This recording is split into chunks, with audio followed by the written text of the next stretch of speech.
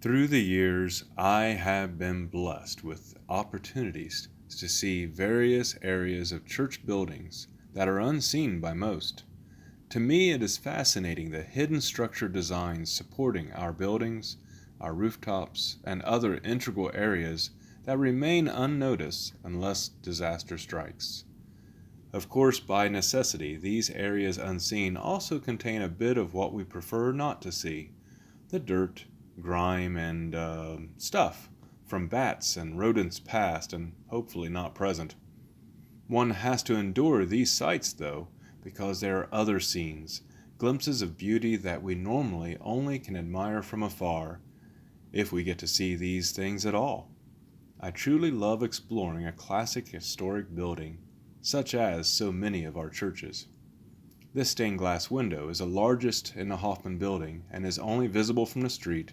It also is the one in greatest need of restoration in the coming years. Today, however, I would like to draw our attention to another somewhat forgotten piece of church history and outreach: the bell. Even following the rope line is interesting, as it winds through multiple pulleys to reach the point of leverage to swing the bell into action. The bell itself is not particularly beautiful, and for the most part, the adornment on it is restricted to the words cast into it: G.W. Coffin, Buckeye Foundry, Cincinnati. As I've reviewed Hoffman's history, I find no mention of this bell, and I find that interesting.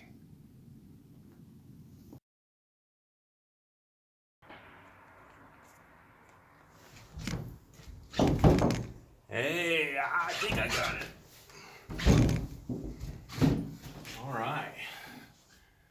Yes, here we are. Well, let's start with our scripture. From Mark's Gospel, the 16th chapter, beginning with verse 1.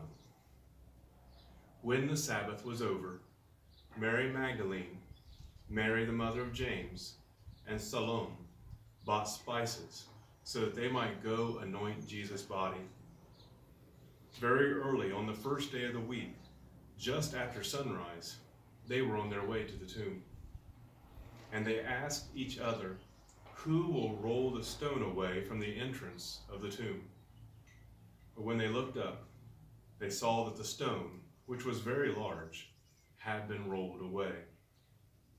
As they entered the tomb, they saw a young man dressed in a white robe, sitting on the right side, and they were alarmed. "Don't be alarmed," he said.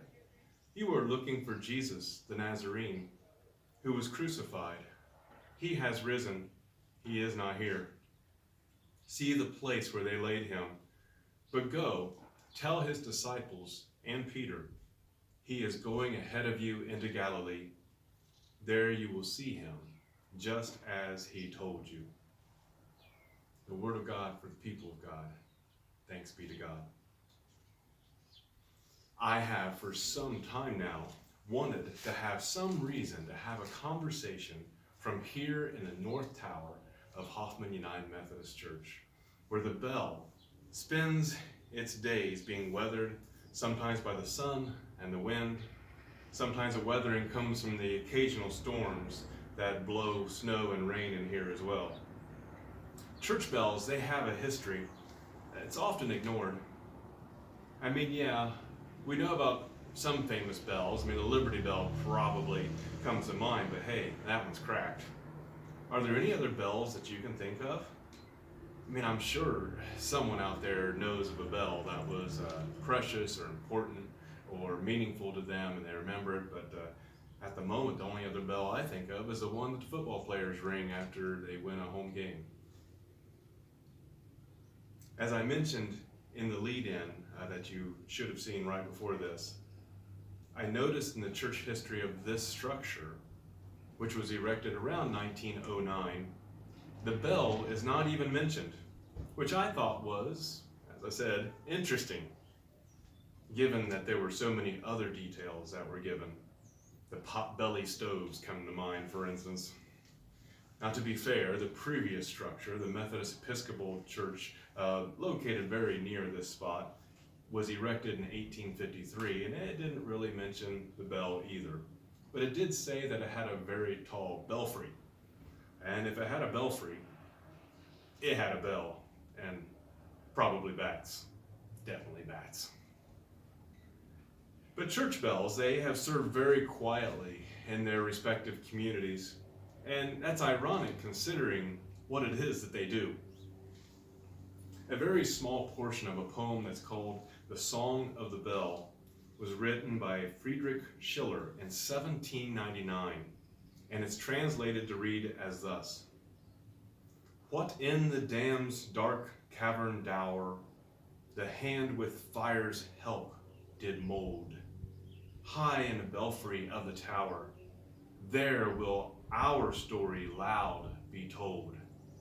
Still will it last as years are tolling, and many ears will it inspire, and wail with mourners in consoling, and harmonize devotion's choir." And that's the translation. Pretty cool stuff.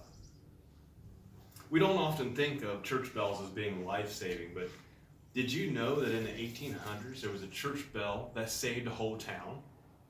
You see, what it was, there was a French general named Georges Muller-Messina, and he was taking his orders straight from Napoleon.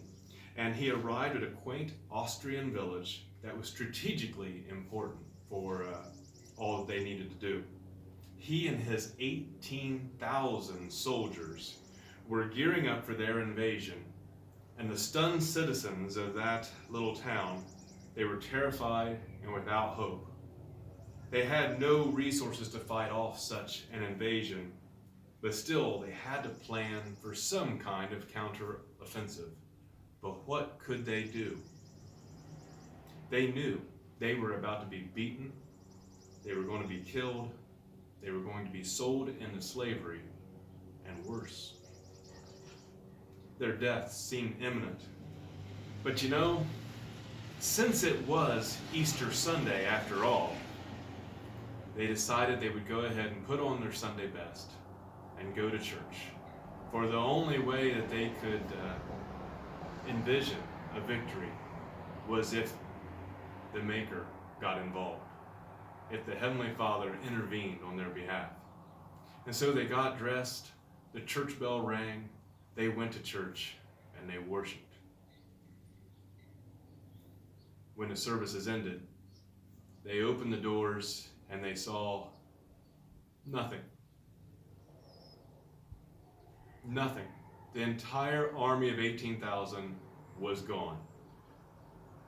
It turns out the general accidentally thought that when the bells rang, it was announcing the arrival of the full Austrian army to defend the town. And so he and his troops bailed out. So a church bell saved a town. Now, serves them right for planning on invading on Easter Sunday anyway. Church bells have not been spared from war, however. Early in the 20th century, there was a Protestant pastor who was interviewed in Europe, and in an interview he said this: "Church bells were and are the clock for daily life. When the death bell tolls, you know that someone is being carried to their grave. On Saturday evening at 10 minutes before 7, the bells herald the coming of Sunday. One can finally take a rest from work. That's the spiritual dimension of bells," he said. But then his next words were, "All this ended in the First World War." So what happened during World War I? Well, the need for metal was so high that church bells were ripped from their belfries. They were melted down and they were formed into instruments of war. When World War I was finally over, church bells rang all over Europe, partially to celebrate, of course, that the war had ended, but partially to remember the bells that would never sound again, or maybe those whose song had been changed from one of life and hope to a song of death and destruction. When World War I ended, this bell had already been in the tower for 9 years. He was already sharing a message of hope. Sharing the message is at least part of Easter, right? Don't get me wrong, the resurrection is the main message. But if it isn't delivered, the message doesn't give anyone hope. The gospel never gets delivered. Well, let me put it the way Paul did. Paul did such a better job in Romans chapter 10. Romans chapter 10, verses 13 through 17. Romans 10, 13 through 17. Everyone who calls on the name of the Lord will be saved. How then can they call on the one that they have not believed in? How can they believe in the one of whom they have not heard? And how can they hear without someone preaching to them? And how can anyone preach unless they are sent? As it is written, how beautiful are the feet of those who bring good news. But not all the Israelites accepted the good news. For Isaiah says, Lord, who has believed our message? Consequently, faith comes from hearing the message, and the message is heard through the word about Christ. So the message certainly matters, but without people to carry the message, there won't be people to hear the message. And on that first Easter morning, the disciples needed to know the message.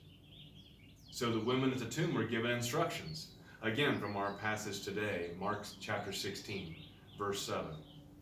Go, tell his disciples and Peter, he is going ahead of you into Galilee. There you will see him just as he told you. I didn't read the next verse, which might feel like it takes away some thunder, but I'll share it with you now. The next verse, after they're told to go and tell the disciples, trembling and bewildered, the women went out and fled from the tomb. They said nothing to anyone because they were afraid.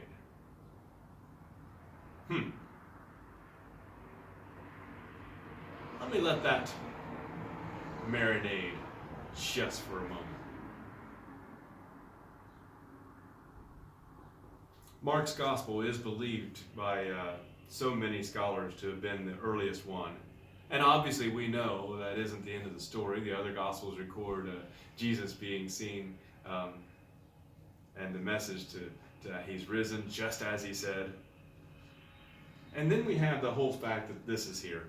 I mean, here we are just about 2,000 years later, and this church is standing on this corner, and that church is standing on that corner. Another church 3 blocks down, another church 4 or 5 blocks that way. Somewhere along the way, that message got out, even though they were terrified in those first moments. But I don't know if anyone else noticed that the message that the angel told the women to deliver, the resurrection was almost secondary. Go tell the disciples to meet him in Galilee. Oh, and tell Peter too. Tell the disciples and tell Peter. Of course, any of us with a moderate number of Sunday school classes under our belt, we know that on the night Jesus was arrested, Peter followed at a distance. And in the courtyard, while warming himself by a fire, servants recognized him as one of Jesus' followers and asked for confirmation of that. And 3 times, Peter said he didn't even know who the man was or is. So let's be honest. On that first Easter morning, could Peter still be called a disciple at this point? I don't think so. Now that doesn't sound very gracious, does it? But it isn't. It is a reality though. Matthew chapter 10, Jesus was pretty blunt about this. Verses 32 and 33 of Matthew 10 read as thus. Whoever acknowledges me before others, I will also acknowledge before my Father in heaven. But whoever disowns me before others, I will disown before my Father in heaven. Now, I know that's a quote from Matthew's gospel and not Mark's that has this particular judgment. But the gospels of Matthew, Mark, and Luke are unified in sharing Peter's thrice denial. He was not thrust away, he removed himself. And I admit, this is something that hits on one of my core beliefs. One of the reasons people have had a hard time over the centuries in believing in God, believing in Jesus Christ, is because they'll say, well, if God's so all-loving, why on earth would God send people to hell?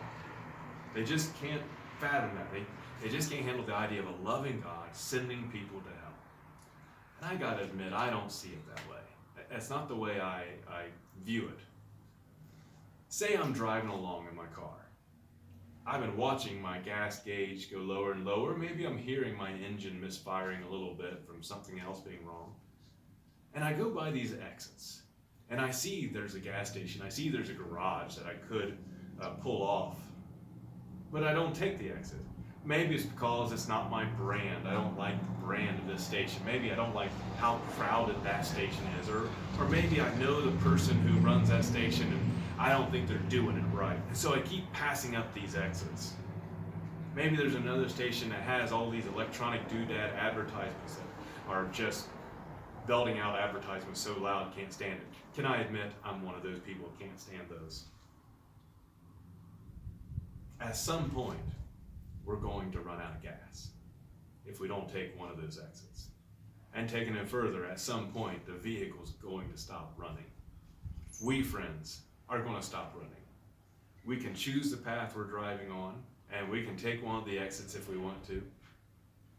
But when it's all said and done, when a vehicle stops, when we stop, we will be exactly where we chose to be. We didn't have to be sent anywhere. I think that's how it is with faith. Either we have faith that there is a God that we answer to, or we have faith that there is nothing. Both of these views take faith. For those who choose, maybe even embrace faith in God, that it's real, that God is real, and even cares for us, maybe we take that extra step further and believe that Jesus was God's Son, that Jesus died for our sins and rose again. I mean, really, that last bit,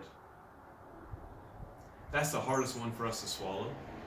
But without the resurrection, what validity is there to any of the rest? That Jesus died for our sins, that Jesus was God's Son, that he was something more than just some guy, a son of a carpenter who had a few followers. But you know something? If it is difficult for you, then I want you to take hope, because it's always been difficult. It was even difficult for the first witnesses. It was even difficult for those who were first told that he is risen. And that was people who had watched him for 3.5 years. They'd been around him, they'd walked on the roads with him, they traveled with him, they watched him call a man from the grave. And still, they had a hard time believing.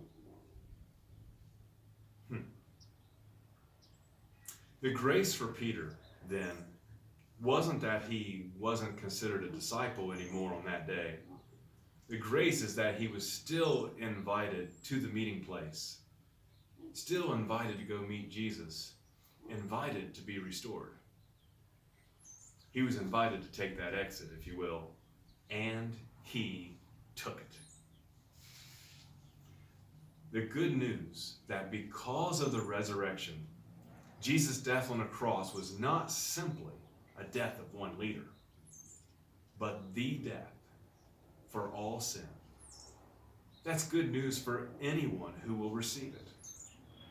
This good news, once known, simply has to be declared.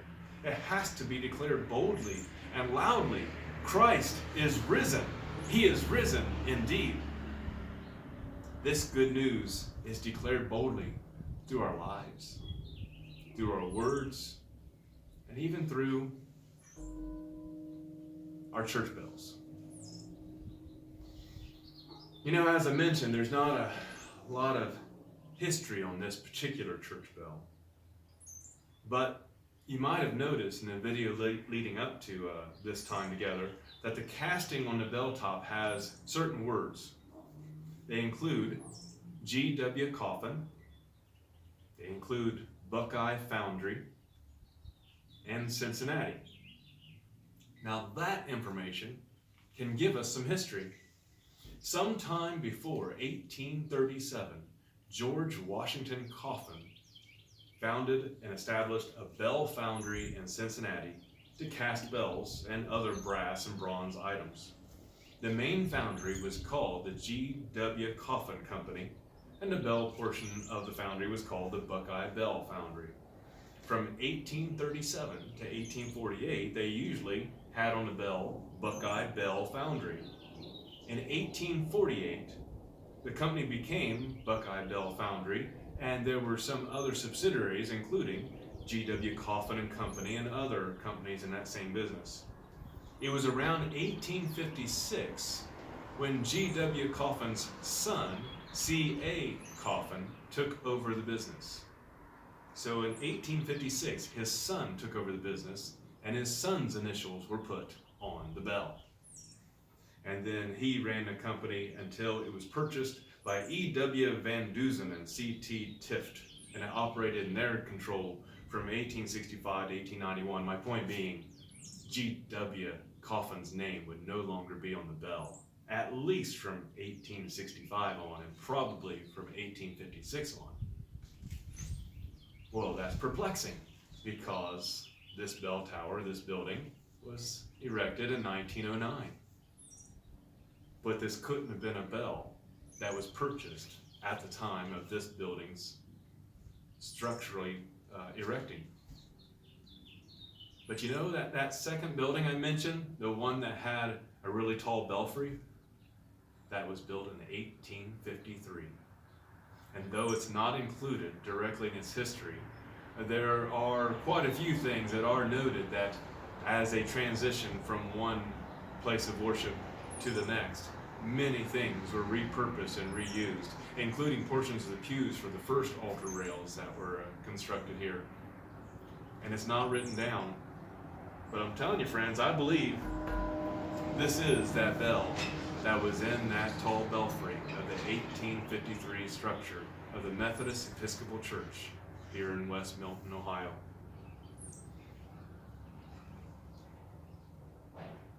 So this bell that, let's face it, it's not the prettiest bell in the world, but it's nearly 170 years old. And I guess, given that information, it's held up pretty good. You know, the mission of a church bell is quite a noble one.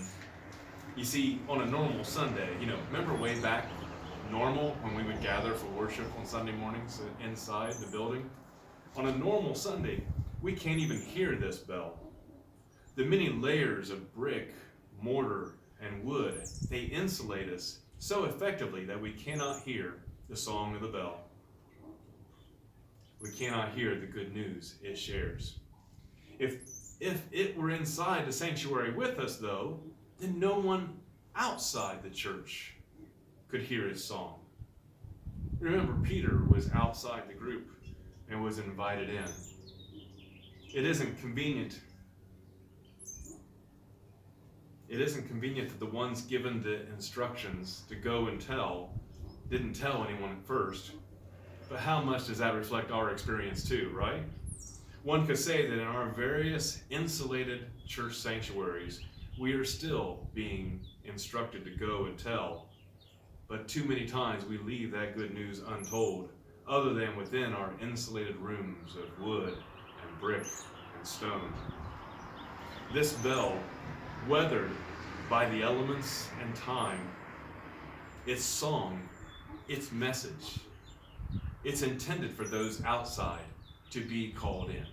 That's what it's made for. It's what it's there for. There are ones who, like Peter, need to know that Christ is risen. They need to know it isn't too late. They need to know that they aren't too far gone, that they are invited to hear this good news. That the story doesn't end at the cross, but instead the cross is where a new story begins, or can begin, for you and for me. This story we can either share and tell, or either out of fear stay silent. And if that's where you are, I want you to know the story's not over yet. There's still time. Courage will come. There's still another exit to another station. Let the hope of the resurrection ring out in our hearts and in our lives. Let it ring out through our words and through our actions to all the communities represented watching this. May it be so. Let's pray. Holy God, we thank you for your good news available to all. We're thankful for a reminder that we are part of the sounding bell. We are part of sharing that good news with others. We ask, Lord, in Jesus' name, that there be those who need to receive your good news for themselves, that maybe this will be the day, even as we celebrate our Lord's resurrection. May this be the day when a new story can begin, that we can declare it boldly to all who will hear. Thank you for your amazing grace.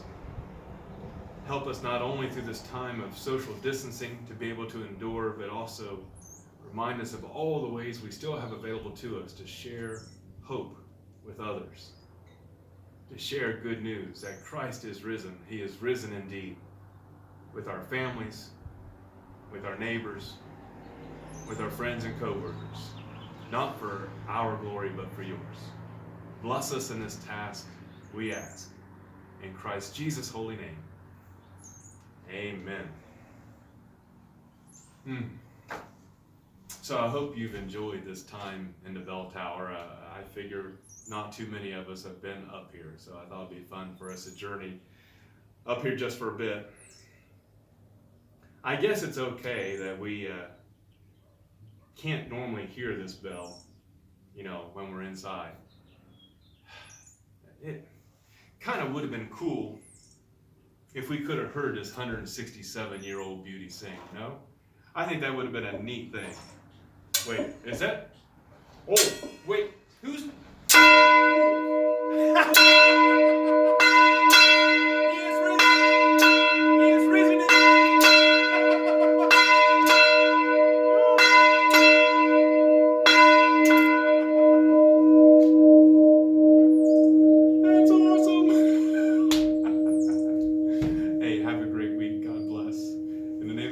Son and Holy Spirit, may we go in peace. Amen and amen.